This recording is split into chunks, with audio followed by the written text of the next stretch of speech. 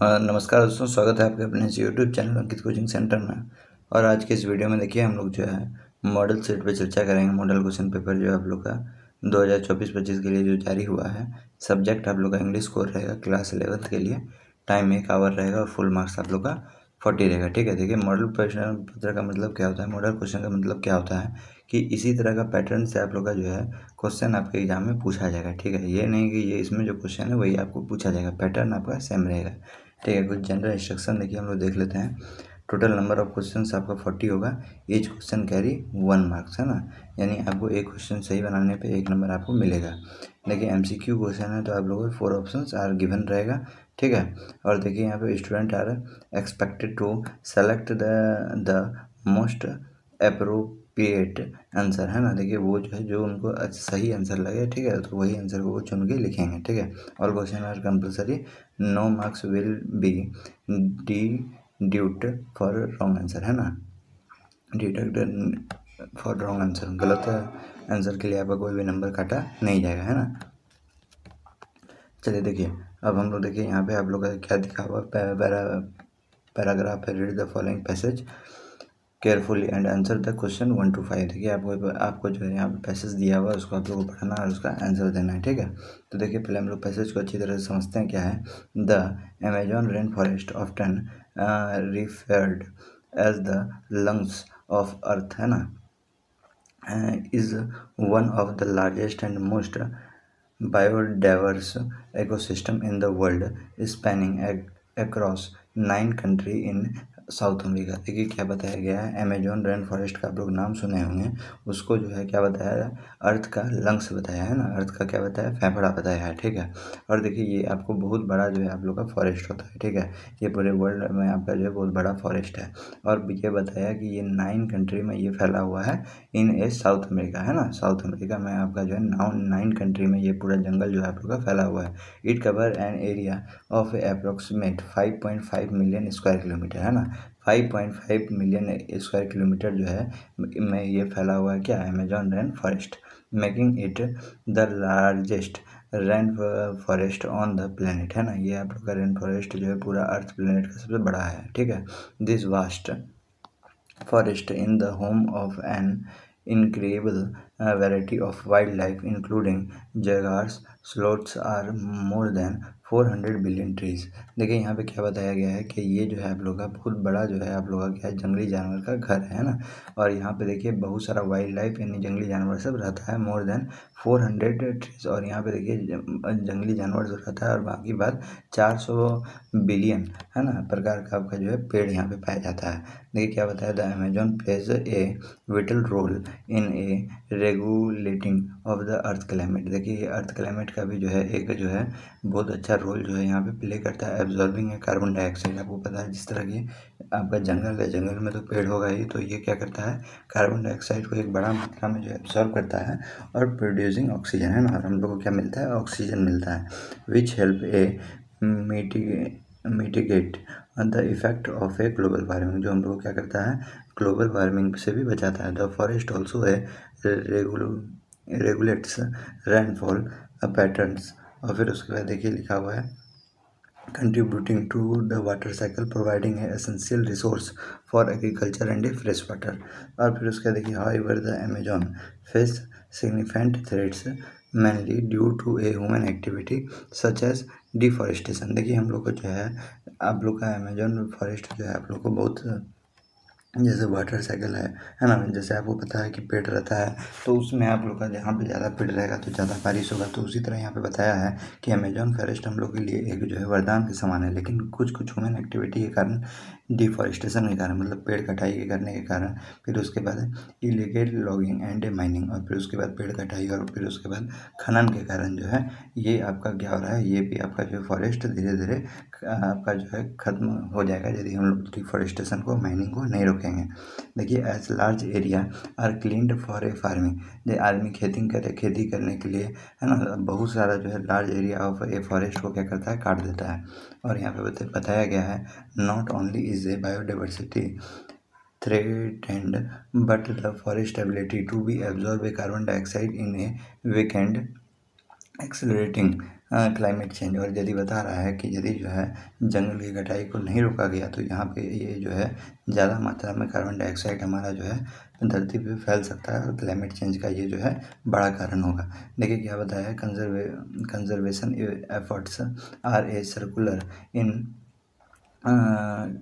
are crucial in protecting the degraded ecosystem. If deforestation continue at a current rate, बता रहा है कि deforestation यदि यही रेट पे यदि चलता गया, Amazon could be reach tipping point and no longer to able, और जो है आपको ज़्यादा समय के लिए ये जंगल आपको दिखाई नहीं देगा।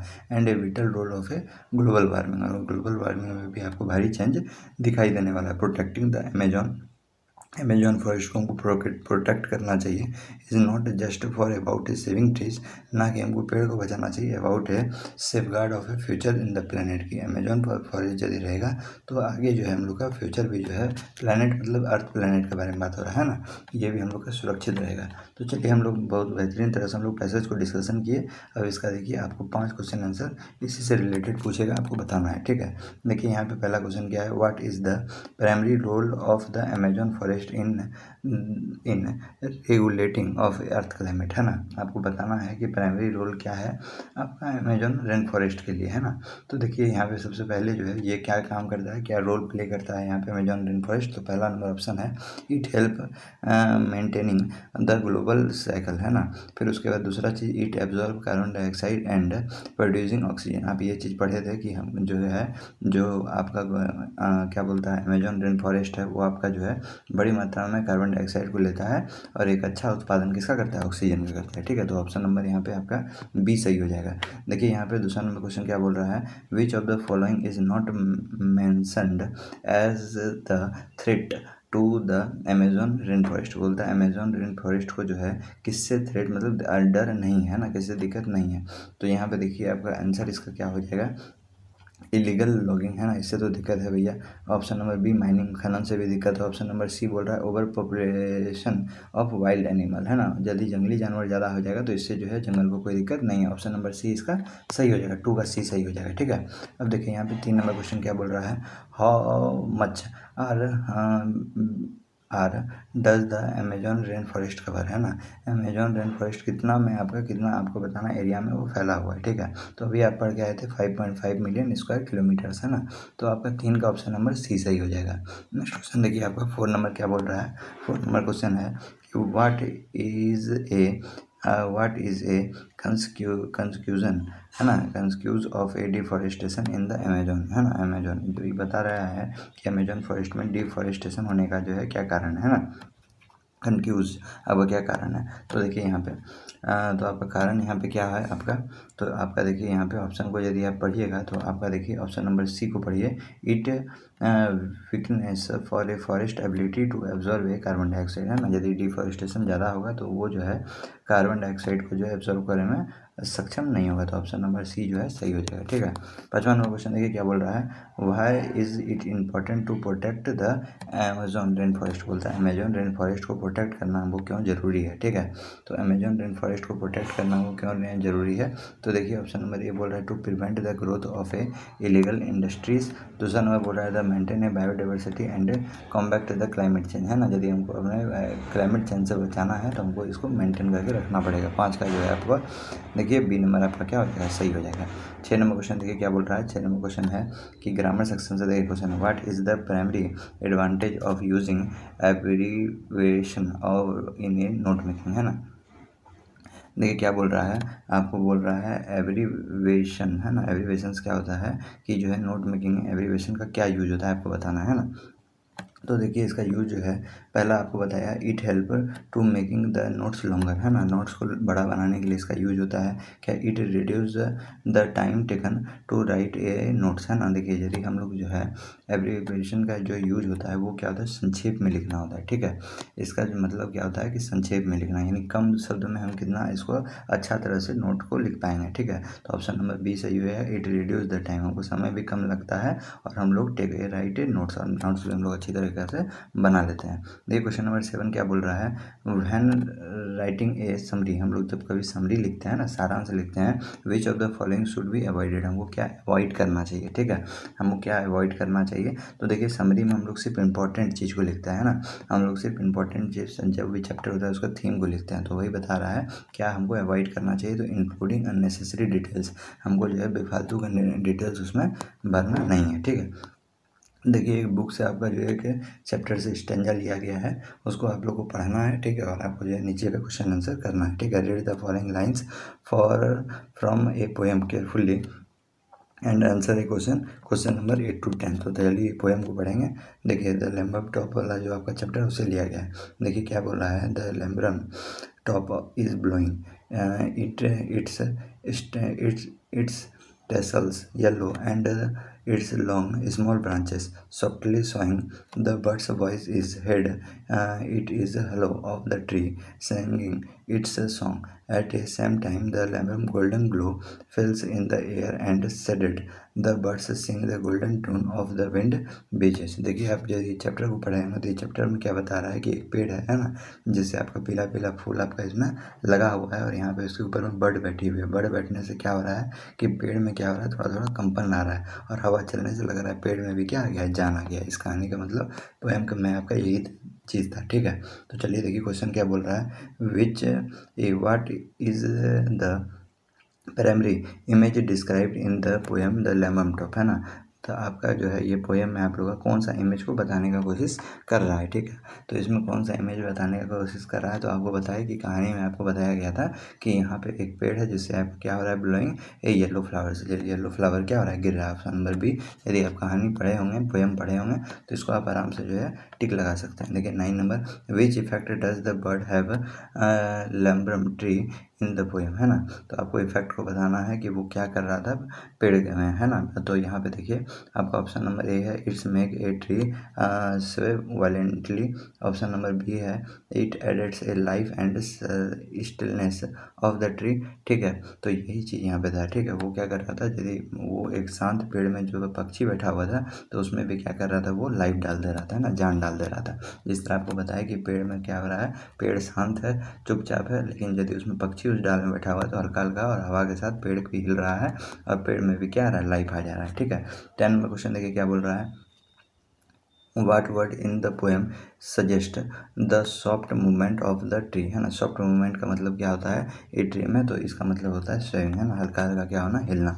अब देखिए यहाँ पे 11 नंबर क्वेश्चन क्या बोल रहा है, 11 नंबर क्वेश्चन है कि what is the relationship between the rain and the earth describe in the poem the voice of rain, है ना।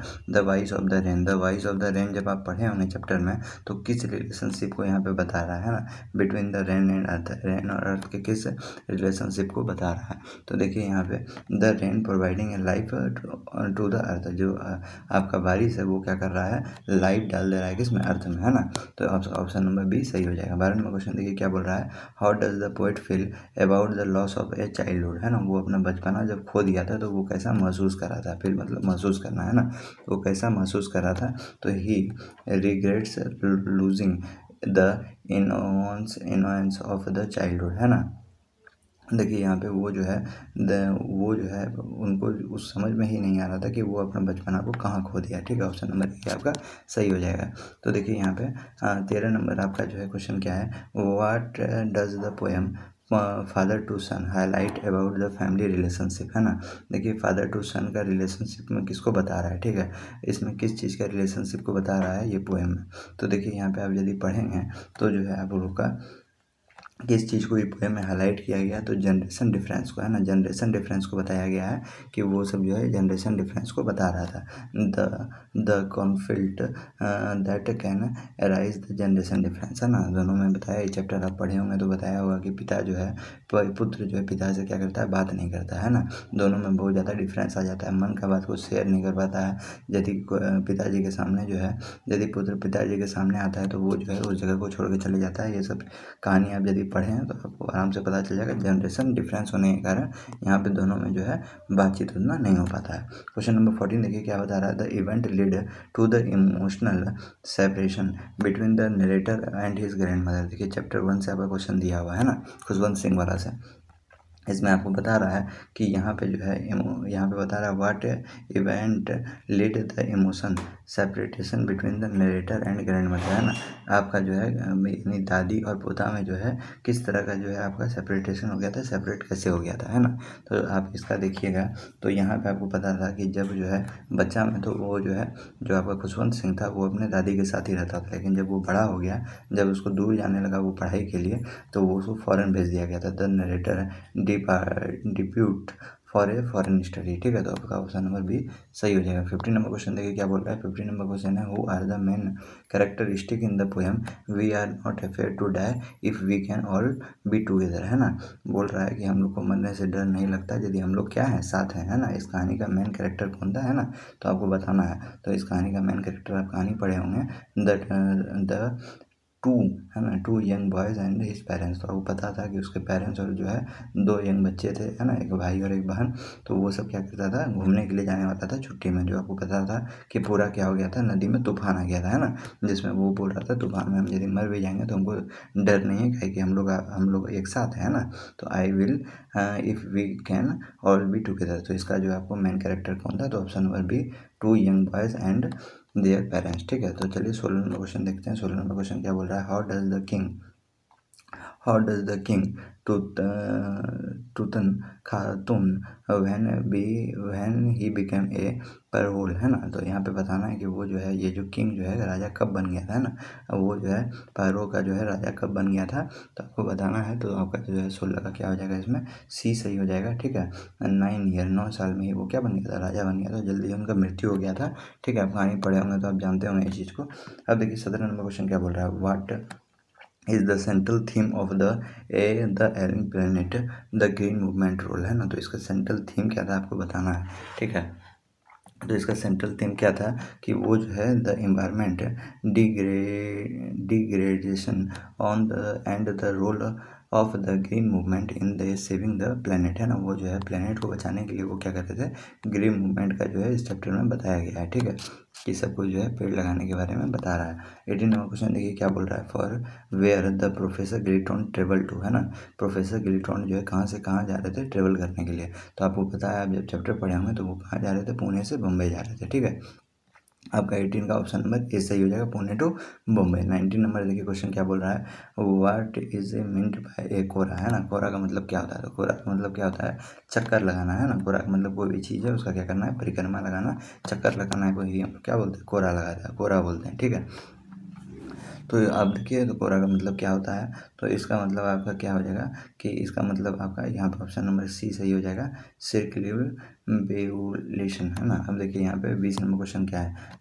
What mystery shrouding surrounding king truth death is still discovering truth the saga continues, है ना। आपको बताया था कि वो राजा जल्द, आपको अभी इसके एक दो क्वेश्चन के पहले बताए थे कि वो राजा था वो पहले ही मर गया था, वो एक मिस्ट्री था, है ना। मिस्ट्री मतलब क्या होता है, रहस्य था। तो इसके बारे में हम लोग को पता चला था। तो व्हाट मिस्ट्री, क्या मिस्ट्री था, है ना। तो क्या मिस्ट्री था, तो the exact cause of his death which remaining the unclear despite investing, है ना। वो अभी तक जो है अनक्लियर है, हम लोग को अभी तक पता नहीं है, इन्वेस्टिगेशन में अभी तक हम लोग को पता नहीं चला है कि उनका डेथ कैसे हो गया था, कहानी में भी उसका वर्णन नहीं है। 21 नंबर क्वेश्चन देखिए आपका बोल रहा है who are main character in the summer of the beautiful white house, है ना। The summer of the beautiful white house का जो मेन कैरेक्टर कौन है, ठीक है। तो इनके मेन कैरेक्टर आप लोग का क्या हो जाएगा, और देखिए इनका मेन कैरेक्टर आपका जो है आराम एंड मुराद हो जाएगा, है ना। अब देखिए इसमें आप कहानी में पढ़े थे कि मुराद को जो है हॉर्स राइडिंग का बहुत ज़्यादा शौक था, है ना। तो वो क्या किया था, एक फार्मर का हॉर्स ही उठा के ले आया था और आराम के घर आया था सुबह में उसको बुलाने के लिए, ठीक है। कहानी आप पढ़े होंगे तो आपको पता होगा। 22 नंबर क्वेश्चन देखिए क्या बोल रहा है कि what does the story the address explore about the post war tumour, है ना। तो यहाँ पे आपको बताया है द एड्रेस जो आपका कहानी है, तो उसमें आपका पोस्ट वार में जब हो रहा था तो उसमें किस चीज़ का डर लग रहा था, ठीक है। तो 22 नंबर क्वेश्चन में किस चीज़ का डर लग रहा था, तो इसमें देखिए कि the emotion weight of the returning to home field with a painful memory, है ना। कि हम लोग युद्ध में वापस घर लौट के आ पाएंगे कि नहीं, ये मेमोरी वो क्या था, बहुत ज़्यादा इमोशनल था और पेनफुल था, ठीक है। 23 नंबर क्वेश्चन देखिए वाट लाइब्रेरी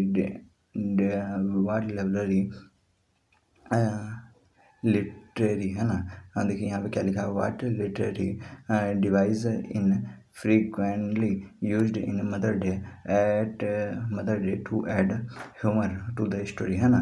तो यहाँ पे देखिए इसका आप लोग का जो है बता रहा है कि कौन सा डिवाइस को जो है फ्रिक्वेंटली यूज्ड जो है मदर डे में किया जाता है। ठीक है, तो देखिए 23 नंबर में आपका क्या हो जाएगा, आयरोनी। ठीक है, और इसका ऑप्शन नंबर ए सही हो जाएगा। देखिए 24 नंबर क्वेश्चन क्या बोल रहा है, who is the central figure the Ghat of only day है ना। तो सेंट्रल फिगर यहाँ पे क्या था, तो आपका 24 नंबर में तो आपका ये इसका जो है देखिए इम्तियाज अहमद, ये आपका सही आंसर हो जाएगा। ठीक है, 25 नंबर क्वेश्चन देखिए क्या बोल रहा है कि what moral dilemma does the doctor अंदवर फेस इन बर्थ है ना। तो कौन सा डिलेमा था, यानी कौन सा यहाँ पे दिक्कत था, रोग था, आपको बताना है। तो 25 का आपका देखिए यहाँ पे बी नंबर सही हो जाएगा। Whether to intervene the modern medical procedure or a let nature take in course है ना। फिर उसके बाद देखिए 26 नंबर क्वेश्चन क्या बोल रहा है, हाउ डज द पोएम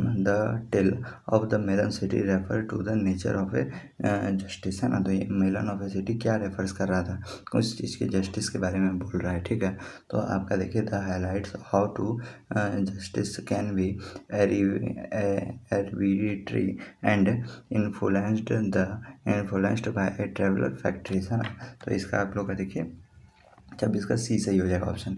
अब देखिए आपका 27 नंबर क्वेश्चन बोल रहा है the note making what does the key point refer. Note making में हमको जो है क्या हमको जो है करके बनाना चाहिए। ठीक है, तो नोट मेकिंग जब भी हम लोग करते हैं तो इसमें हम लोग जो है इसमें मेन आइडिया सपोर्टिंग डिटेल्स है ना, हम लोग क्या करते हैं, हम लोग यहाँ पे डायरेक्ट मेन आइडिया को यहाँ पे लिखते हैं। ठीक है, अब फिर उसके बाद देखिए 28 नंबर क्वेश्चन क्या बोल रहा है, which of the following should be avoided in A writing summary. हम लोग को यदि राइटिंग समरी से लिखना है तो हमको किस चीज़ का अवॉइडेशन करना पड़ेगा, तो हम लोग को अननेसेसरी डिटेल्स इसमें नहीं डालना पड़ता है। ठीक है, ग्रामर सेक्शन से देखिए क्वेश्चन है सर। 29 नंबर क्वेश्चन क्या बोल रहा है, which of these in an approximate closing to a formal letter. ठीक है, फॉर्मल लेटर में आप लोग जो है क्या बताया है कि आप जब लेटर को अंतिम तौर पे जब आ जाइएगा तो फॉर्मल लेटर के लास्ट में आप क्या लिखिएगा। ठीक है, तो आप क्या लिखिएगा, योर फेथफुली है ना, योर फेथफुली लिख के अपना नाम लिखिएगा। ठीक है, 29 का सी नंबर सही हो जाएगा। 30 नंबर क्वेश्चन देखिए क्या बोल रहा है, which of these should be force in A note making exercise है ना। तो नोट मेकिंग में जो है आपको क्या चीज़ का आपका ध्यान होना चाहिए। ठीक है, तो यहाँ पे identifying to writing down a essential information है ना, उसके जो ज़रूरत जो इन्फॉर्मेशन है उसको हम लोग को लिखना होता है। अब देखिए यहाँ पे 31 नंबर क्वेश्चन क्या बोल रहा है, which of the following is correct way of a organising notes. यानी करेक्ट वे क्या होता है नोट ऑर्गेनाइज का, तो यूजिंग हेडलाइन दें, सब हेडलाइंस दें और आपका बुलेट पॉइंट दें। ठीक है, तो वो आपका जो है करेक्ट वे कहलाएगा नोट राइटिंग का, नोट्स बनाने का है ना। अब देखिए यहाँ पे 32 नंबर क्वेश्चन क्या बोल रहा है, which of the primary objective of a note making in academic setting. ठीक है, तो यही चीज़ बता रहा है कि primary objective of a note making, तो नोट मेकिंग के लिए प्राइमरी ऑब्जेक्टिव क्या होना चाहिए, तो the organise of remembering the key point and future है ना, हमको की पॉइंट इसका पता होना चाहिए। तो इस नंबर क्वेश्चन देखिए, when writing a letter to government office है ना, गवर्नमेंट ऑफिस को जब भी हम कोई लेटर लिखेंगे विच फॉर्मेट शुड बी फॉलोड, तो हमको किस फॉर्मेट में लिखना चाहिए, तो बिजनेस लेटर फॉर्मेट में है ना। 33 का बी नंबर सही हो जाएगा। ठीक है, 34 नंबर क्वेश्चन देखिए क्या बोल रहा है, which of this is the most important features of a good note है ना। गुड नोट बनाने के लिए इंपॉर्टेंट फीचर्स आपका क्या होता है, तो इसका आपका इंपॉर्टेंट फीचर होता है क्लियरली डेरिवेटिव है ना, कि आपको नोट में जब भी लिखना है तो आप उसको क्लियरली सेंटेंस और अच्छा से उसको लिख करके दिखाएं। ठीक है, देखिए विच of the following sentence is a reported speech है ना, रिपोर्टेड स्पीच में कौन सा सेंटेंस है। ठीक है, तो देखिए यहाँ पे दे से का क्या आता है आपका, से तो नहीं होगा, सेज नहीं, इसका देखिए सी टोल्ड है ना, सी टोल्ड वाला ये आपका ऑप्शन नंबर सी सही हो जाएगा। 35 का सी है ना, 35 का क्या हो जाएगा, सी सही हो जाएगा। अब देखिए 36 नंबर का क्वेश्चन क्या बोल रहा है कि आपको डायरेक्ट स्पीच में बदलना है ना, डायरेक्ट स्पीच में सेंटेंस दिया हुआ है, इनडायरेक्ट में आपको बदलना है, ट्रांसफॉर्म करना। क्वेश्चन देख लीजिए क्या लिखा हुआ, I can not find my keys है ना, I can not find my keys he said है ना, बताया कि वो अपना चाबी को जो है नहीं ढूंढ पा रहा है। ठीक है, तो देखिए यहाँ पे आप लोगों का क्या लिखा हुआ है कि यहाँ पे कांट है ना, तो यहाँ पे आई कांट लिखा हुआ है, तो यहाँ पे देखिए आपका आई कांट लिखा हुआ है, तो क्वेश्चन में जो है ऑप्शन नंबर ये तो नहीं होगा, यहाँ पे भी कांट लिखा हुआ है, तो और फिर उसके बाद देखिए ही said that he will not be find, है ना। नॉट यहाँ पे लिखा हुआ तो ऑप्शन नंबर ए और सी तो ऐसे ही निकल गया, है ना। लेकिन बी और डी पे देखते हैं क्या लिखा हुआ है। तो बी नंबर ही सेड दैट ये कुड नॉट, यहाँ पे देखिए कुड नॉट यहाँ पे भी है। माई का क्या होता है, देखिए माई का जो है माई का हेज होता है ना, माई का हेज, माई का माई नहीं होता है, ठीक है। तो देखिए यहाँ पे ऑप्शन नंबर बी सही हो जाएगा, ठीक है। ऑप्शन नंबर क्या हो जाएगा, बी सही हो जाएगा। देखिए 37 नंबर क्वेश्चन देखिए क्या बोल रहा है, चूज द करेक्ट डिटर्मिनर, है ना। आपको देखिए यहाँ पे डिटर्मिनर से आपको क्वेश्चन पूछा है, dash student pass the exam, है ना। Dash student pass the exam, तो क्या होगा, फ्यू स्टूडेंट क्या होता है, पास द एग्जाम, ठीक है। ऑप्शन नंबर ए सही हो जाएगा। Which of the following determiners is used to a plural countable noun, है ना। आपका देखिए आपको तो पता है डिटर्मिनर्स जो होता है वो प्लूरल काउंटेबल नाउन में यूज होता है, ठीक है। तो इसमें क्या हो जाएगा आप लोग का 38 का बी सही हो जाएगा, मैनी हो जाएगा, ठीक है। मैनी सही हो जाएगा। मच आप लोग का जो है पानी में, तेल में, ये सब के लिए आप लोग का होता है, ठीक है। एनी आप लोग का आदमी के लिए यूज होता है, ठीक है। तो ऑप्शन नंबर बी सही हो जाएगा, 38 का बी सही हो जाएगा। 39 नंबर क्वेश्चन देखिए, चूज ए करेक्ट डिटर्मिनर। अब देखिए there is dash water in the glass, है ना। तो यहाँ पे क्या हो जाएगा आपका 39 का ए नंबर सही हो जाएगा, सम सही हो जाएगा, ठीक है। अब देखिए यहाँ पे नेक्स्ट अब देखिए 40 नंबर लास्ट क्वेश्चन है आपका इस वीडियो का। विच of the following sentence contains an important use of A determiner, है ना। तो आपको यहाँ पे बताना है कि आपका इनकरेक्ट यूज जो है यहाँ पे कहाँ हुआ है, ठीक है। तो आपको 40 जो है उसका इनकरेक्ट यूज जो है आपका बी नंबर में हुआ है, ठीक है। तो इस तरह आप लोग का देखिए 40 ऑब्जेक्टिव हम लोग जो है देखें हैं इस वीडियो में। आपको कहीं भी कोई चीज़ में दिक्कत यदि हुआ है तो कमेंट करके आप जरूर पूछ सकते हैं। मिलते हैं नेक्स्ट वीडियो में। जय हिंद।